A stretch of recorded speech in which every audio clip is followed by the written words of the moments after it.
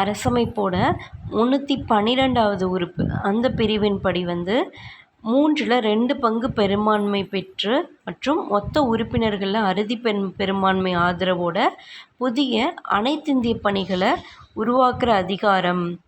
ஓகேவா?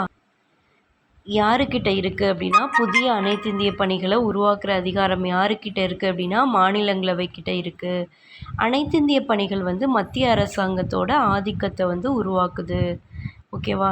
மாநிலங்கள் வந்து இதை வந்து குற்றம் சாட்டுறாங்க. சரியா? அனைத்திந்திய பணிகள் வந்து மத்திய அரசாங்கத்தோட ஆதிக்கத்தில் இருக்குதுன்னு சொல்லி குற்றம் சாட்டுறாங்க மாநிலங்கள். ஐஏஎஸ், ஐபிஎஸ், ஐஎஃப்எஸ் இந்த மாதிரி முக்கிய அனைத்திந்திய பணிகள்லாம் வந்துட்டு நியமிக்கிறாங்க. ஓகேவா?